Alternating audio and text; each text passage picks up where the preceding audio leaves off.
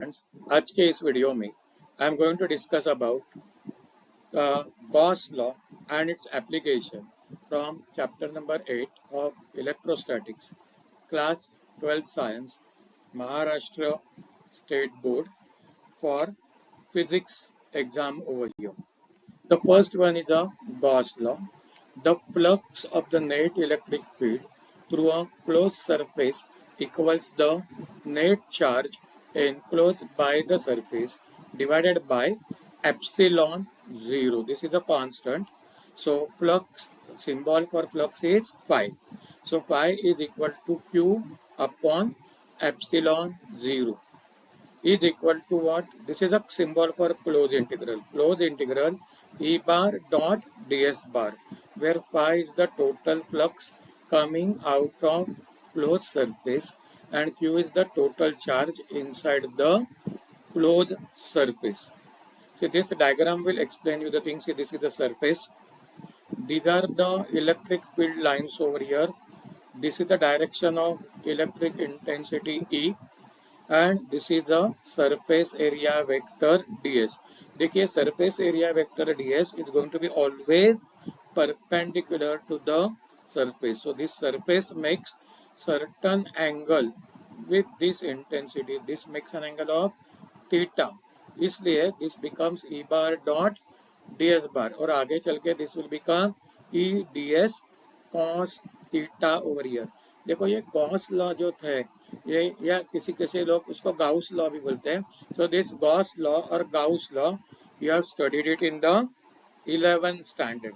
अभी अपना 12th में इसके ऊपर बेस्ड 3 एप्लीकेशन है. All the applications are very important, so please prepare them very nicely. अच्छे से उनको प्रिपेयर करो, समझने का कोशिश करो. कभी कभार प्रूफ करके पूछा जा सकता है, दैट इज वन थिंग. या सेकंडली आपको न्यूमेरिकल करके भी इसमें से क्वेश्चंस पूछे जा सकते हैं. So the first application is electric field intensity due to uniformly charge spherical shell और अ हॉलो स्फीयर. तो here you can see a diagram में आप देख सकते हो कि this is a sphere of radius R. उसके ऊपर चार्ज सभी जगह पे डिस्ट्रीब्यूटेड है. So total charge over here is Q. Try to understand, and I had to find out the intensity at point P. This point is situated at a distance small r from the center of this sphere. तो उसके लिए हम लोग Gauss law का use करने वाले हैं. सो derivation में क्या लिखना है आपको? Consider a charge sphere of radius r placed in a dielectric medium of permittivity epsilon, where epsilon is equal to epsilon 0 k, where k is a dielectric constant. K क्या है? Dielectric constant. The total charge on the sphere Q is equal to sigma into 4 pi r square, where sigma is a surface charge density. Sigma is what? Surface charge density. By Gauss theorem, the net flux through a closed surface phi is equal to Q upon epsilon 0. Why? Because air के लिए dielectric constant का value कितना है? 1 है. So where Q is the total charge inside the closed surface. देखो बच्चे लोग, हम लोग यहाँ पे गॉसियन सरफेस क्या मान रहे हैं?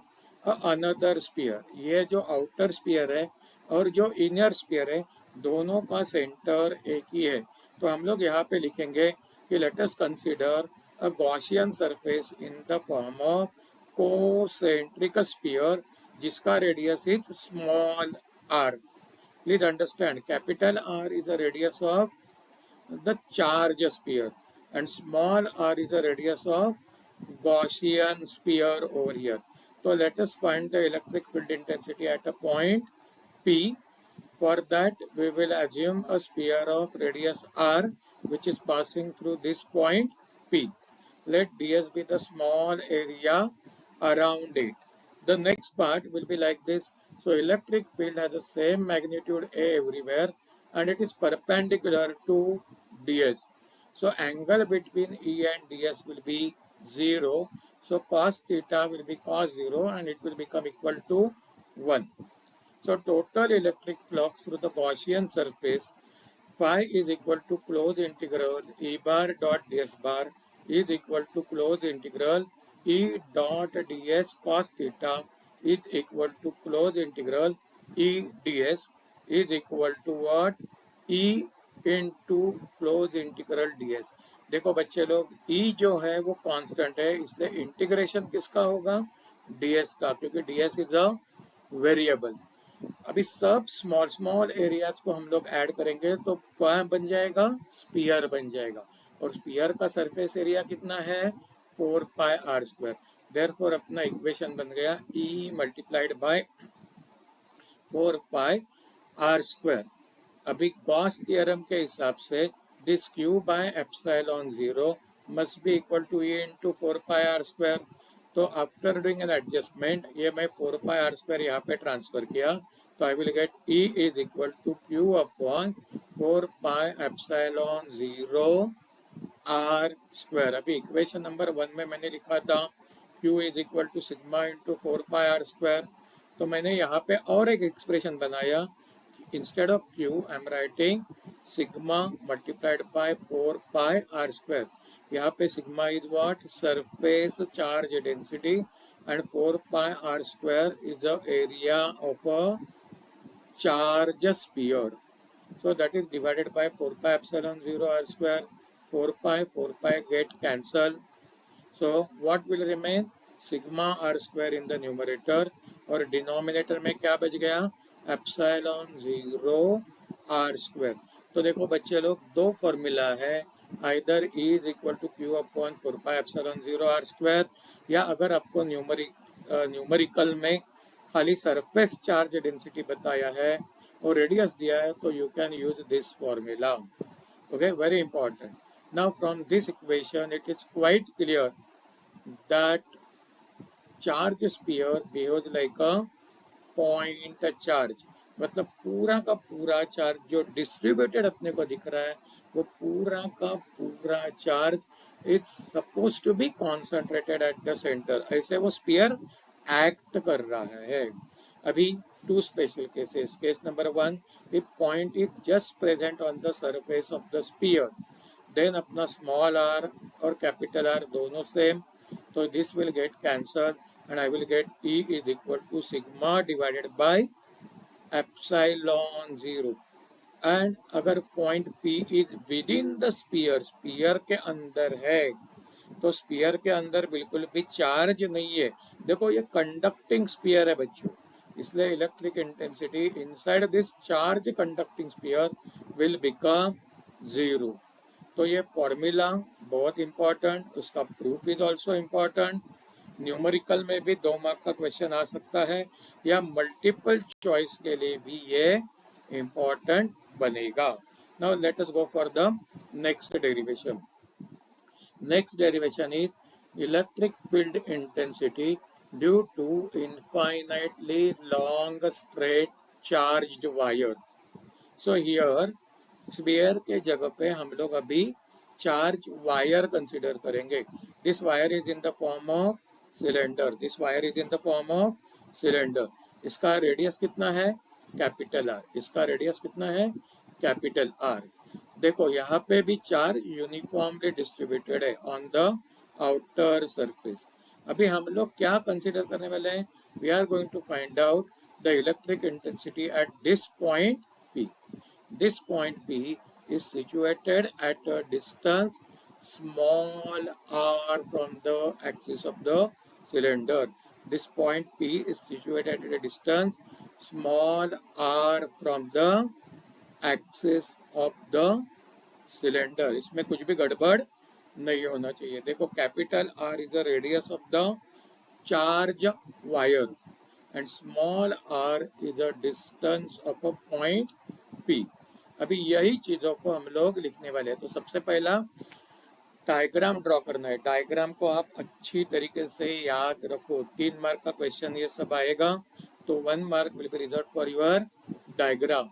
So consider a uniformly charge wire of infinite length kept in a dielectric medium of permittivity epsilon where epsilon is equal to epsilon 0 k. अपने को सब वर्ड्स लिखना है. It is a infinite length wire. Very important. Let lambda be the linear charge density. Lambda क्या है? Linear charge density. What is the linear charge density? That is total charge divided by the length. The total charge divided by the length is called as linear charge density. Now by Gauss theorem, the net flux through the closed surface will be phi is equal to Q upon epsilon 0. See, I want to find out intensity at point P. इसलिए I will consider a Gaussian surface in the form of this cylinder. ये cylinder का length कितना है? Small l. Okay, और उसका radius कितना है? Small r over here. This is what I have to remember. अभी ये सिलेंडर के अंदर चार्ज कितना रहेगा? तो that will be equal to lambda into L. वो हम लोग अभी डिस्कस करने वाले हैं. So electric field has same magnitude E everywhere on the Gaussian surface. So angle between ds and E will be 0 and cos theta will become 1. So total electric flux through this Gaussian surface, which is in the form of cylinder, will be phi is equal to close integral E bar dot ds बार. देखो ये close integral है क्योंकि surface close है, इसलिए हम लोग close integral लिख रहे हैं. अभी this is a dot product cos theta 1 होने की वजह से this will become close integral E ds cos theta is 1. तो ये बन गया close integral E ds. Since E is constant, हम लोग इंटीग्रेशन किसका करेंगे? ds का. So this is E multiplied bye close integral ds. Please understand this steps. अभी this is a part of cylinder. ds is now part of what? Cylinder. So this will become the surface area of cylinder, that is 2 pi rl. This will become what? Surface area of the cylinder 2 pi rl. So phi will be equal to E multiplied by 2 pi rl. अभी according to Gauss theorem, this E multiplied by 2 pi rl is equal to Q upon epsilon 0 is equal to what? Q upon epsilon 0. So lambda is equal to Q upon L. So Q is equal to lambda into L. Q is equal to lambda into L. अभी E का value कितना हुआ? Q divided by 2 pi epsilon 0 RL. देखो ये जो है Q is equal to lambda L, मैंने यहाँ पे सब्स्टिट्यूट किया, तो E will become Q upon 2 pi epsilon 0 RL. Substitution के वजह से ये बन गया E is equal to lambda L divided by 2 pi epsilon 0 RL, और L get cancel. So electric intensity will become lambda upon 2 pi epsilon 0 multiplied by r over here. अभी derivation भी important है. डेरिवेशन अगर पूछा गया तो 2 या 3 marks. Numerical अगर आपको पूछा गया तो that will B for 2 marks. अभी ये न्यूमेरिकल कैसे पहचानने का? वो न्यूमेरिकल के अंदर आपको चार्ज डेंसिटी दिया रहेगा in terms of coulomb per metre, और सिलेंडर नाम का वर्डिंग आएगा, उससे आपको इजीली पता चलेगा कि कौन सा फॉर्मूला यूज करना है. Now let us go for the third application, which is also very important. Electric field intensity due to infinitely long straight charge wire. Okay, long straight, मैंने गलती से चार्ज वायर बोल दिया.